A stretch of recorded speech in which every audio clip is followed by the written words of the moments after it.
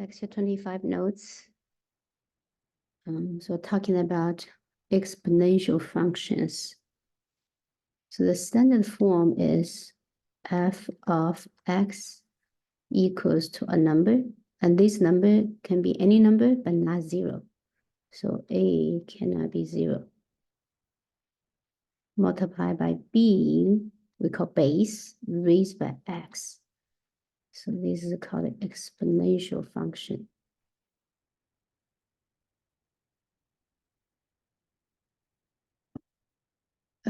Because x, the variable x, appears in the exponent.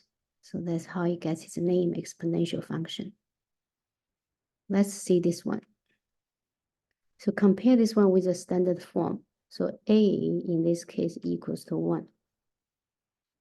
And b equals to 2. Okay. And x appears in the exponent. So this is exponential function. And we want to evaluate at x equals to 5. So that means we want to find f of 5. So that's 2 raised by 5. Well, 2 raised by 5 means 2 times 2, 5 times. So 2 times 2 times 2 times 2, 5 times. 2 times 2, 4. This 2 times 2, 4. 4 times 4, 16. 16 times this 2, 32. Well, let's say b. In b, a also equals to 1. The base is 5. So we want to evaluate at x value of -2. So that's 5 raised by -2, which is 1/5 squared, which is 1/25. Right? So see, in the first case, x is a positive number. In the second case, x is a negative number. So that means the domain of exponential function is going from -infinity up to positive infinity. Let's see question 2. Question 2, we want a graph. So let me pull this up.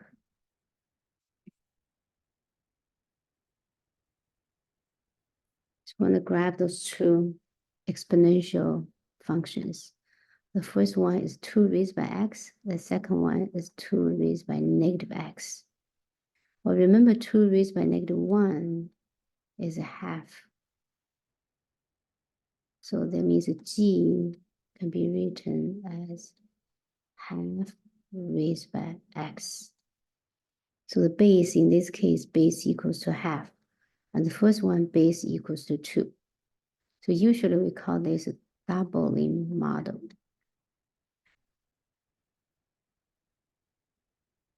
And this is called a halving model. All right. So what is its domain and range? Let's make a table values then to observe. So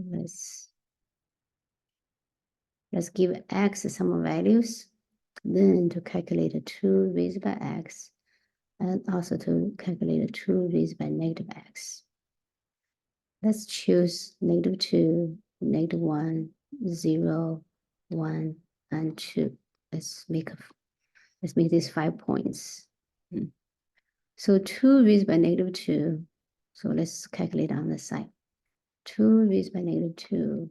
That's 1/2 squared, which is a quarter. So that means 2 raised by x is a quarter. Then 2 raised by -1, that's a half. 2 raised by 0 is 1. Anything raised by 0 is 1. 2 raised by 1 is 2. 2 raised by 2, 2 squared is 4. So let's graph those points. So we'll get -2 quarter. -2 is here, x value. And the quarter is half of a half, somewhere here. Then -1 half. -1 get a half. 0 get 1. Then 1 is 2. 2 and 4. Okay, so get these 5 points. Now let's graph. And this is not a linear function. So when we graph, we have to graph like a roundish, smoothly. A little bit of roundish. Okay, and this side, of course, keeps going. But let's ask ourselves a question. So we have 2 raised by x. Doesn't matter what x is. X could be negative, it could be positive, or it could be 0. But this value will never be negative, right? It will be always greater than 0, which is positive. So that's the range of this function. The range of 2 to the x power is positive numbers, which means 0 up to positive infinity. The domain, we see x can keep going to the left, and x can keep going to the right. So the domains are all real numbers. So that's for 2 to the x. Now let's graph with red color for 2 to the negative x. 2 to the negative 2, because we have this negative sign. Negative 2 become positive 2. So that's a 2 squared, which is 4. 2 to the negative 1 is 2 to the first power, which is 2. 2 to the negative 0, still 2 to the 0, which is 1.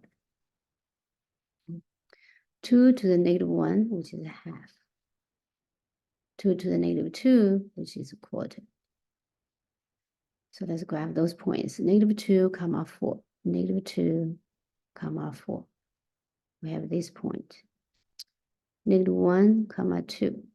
Negative 1, comma 2. We have this point. And 0, comma 1. So we also have this point. And then 1 and a half. 2 and a quarter. So let's graph this smoothly. Smoothly means roundish, curvish. So this keeps going above x-axis, will never go below x-axis. So we see these two graphs are symmetrical with the y-axis.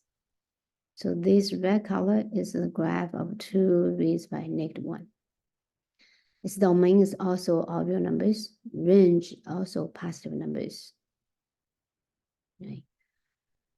But let's check those two functions.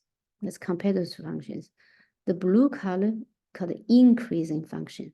Increasing means all the values of x, when x value goes bigger, y value also goes bigger. Let's use this sign to represent. So the blue color is the increasing function, but the red one is a decreasing function, which means when x value grows bigger, the function value goes smaller. So this is a graph of 2 to the x and 2 to the negative x. Compare 2 and a half.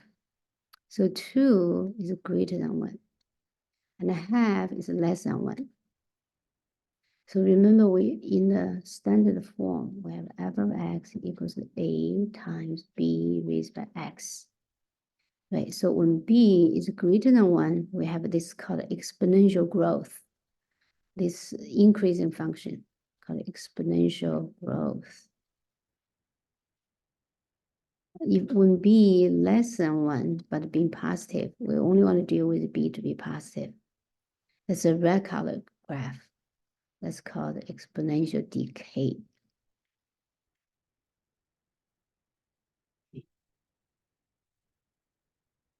Okay, so that's number 2.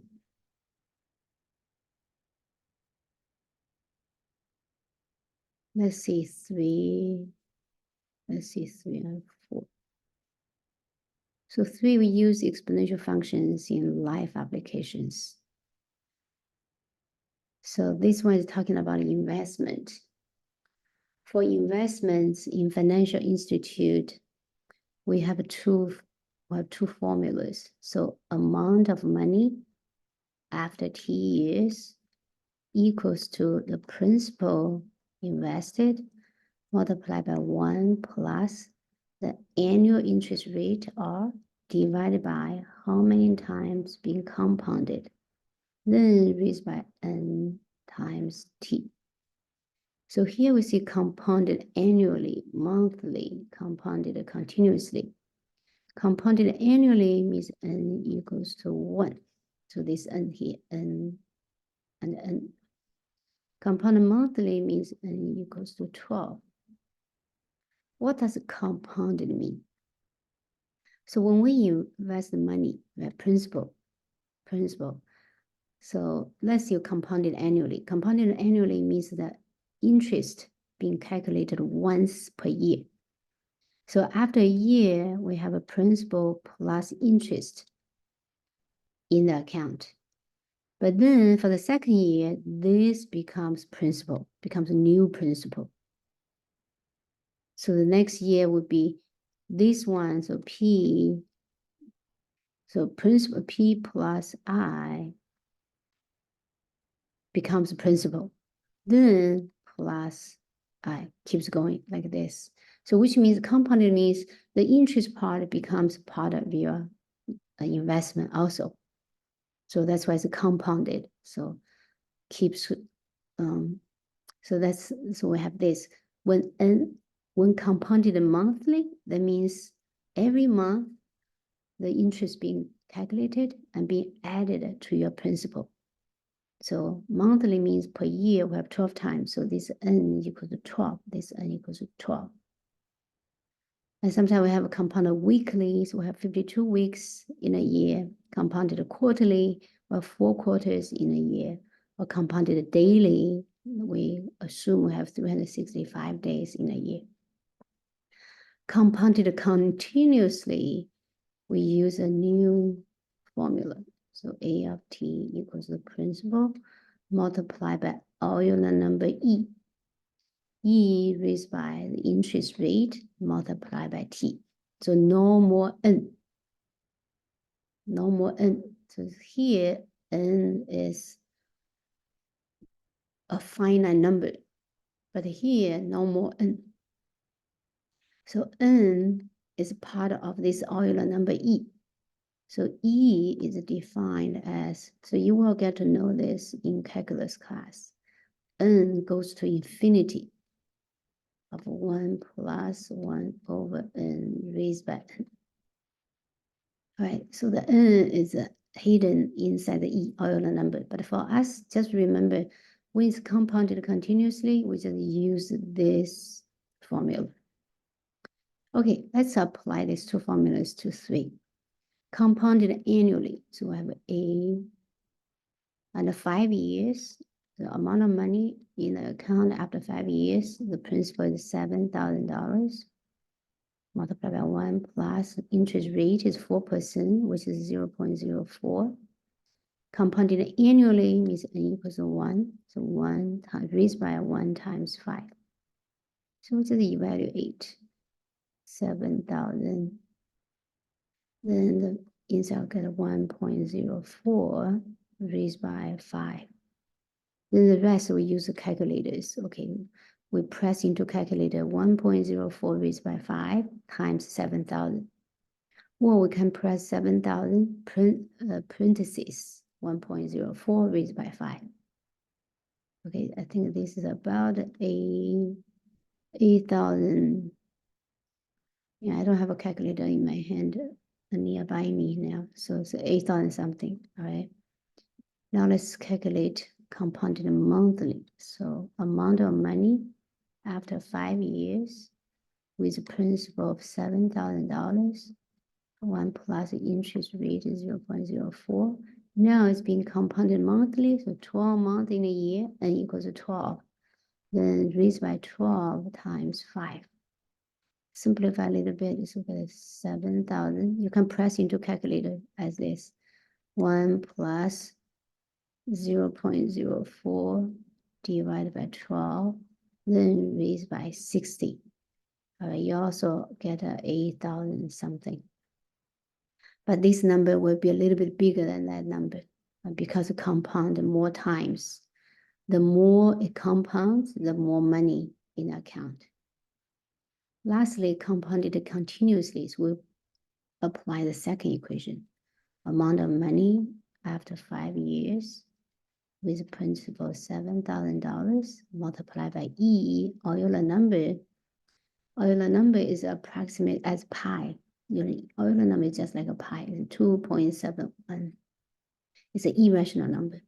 So E raised by 0.04 times 5.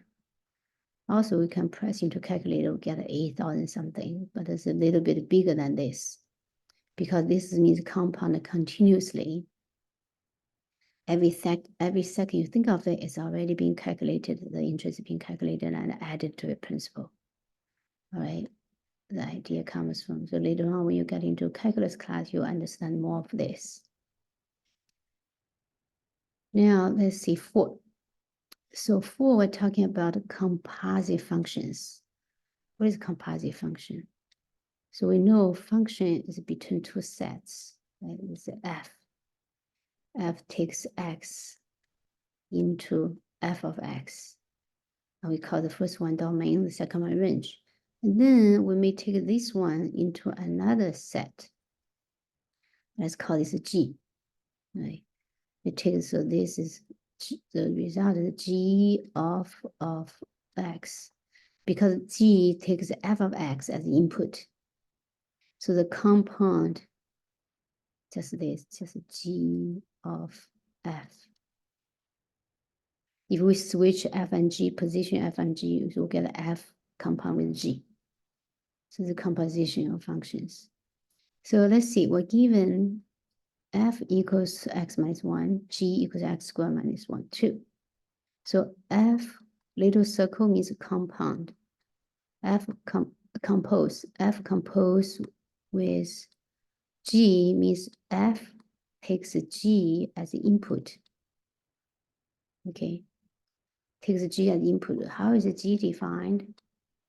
G is defined as x squared minus 2. Now this is f. So f takes the input x squared minus 2. How is f defined? F says subtract 1 from the input. So the input is x squared minus 2. Subtract 1 from it.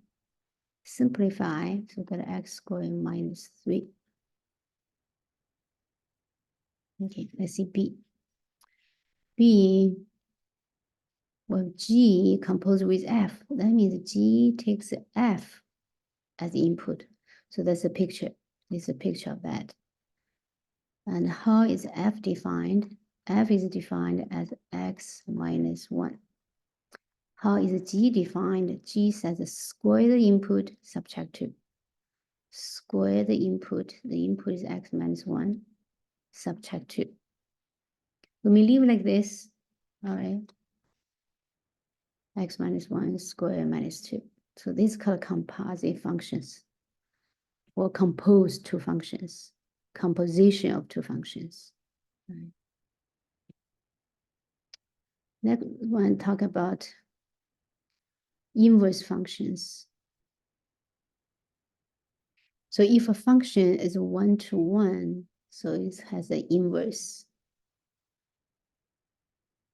What does 1-to-1 mean? So if we have two sets, right, this is a function f. F since 1 to 2, since 0 to 1, since 2 to 3. This is 1-to-1. Every value in the domain being sent to distinct values in the range. So versus if I have 3 also sends to 3, that won't be 1-to-1 anymore. That will be, you see 2 sends to 3, 3 sends to 3. So that's not a 1-to-1 anymore. All right, so let's see this one. So we want to verify f composed with g is x. So f takes g as input. G is 2x plus 1. How is f defined? F says subtract 1 from the input divided by 2. Subtract 1 from the input 2x plus 1, subtract 1 from it, divided by 2. Simplify, 1 minus 1 becomes 0, so 2x over 2. Well, that's indeed x. So checked. Let's see B. We want to say G takes F as input. So F is X minus 1 divided by 2. How is G defined? G says multiply 2 with the input, then add 1. Multiply 2 to the input. Input is X minus 1 divided by 2, then plus 1. Well, 2 is 2 over 1. So 2 over 2 becomes 1. So left with X minus 1. Then plus 1. What is this X? So this is also checked. What does this mean? This means F and G are inverse with each other, are inverse functions. Are inverse functions. Okay, so that's about inverse functions. And usually when we talk about inverse functions, we use a notation F raised by -1 notation to see this is the inverse of F of X. All right, and when we compose F with its inverse, we get identity function X, or F inverse composed with F, we also get identity X. So like this too, right? G, we just call G, but G in this case is indeed F of inverse. G is indeed F of inverse.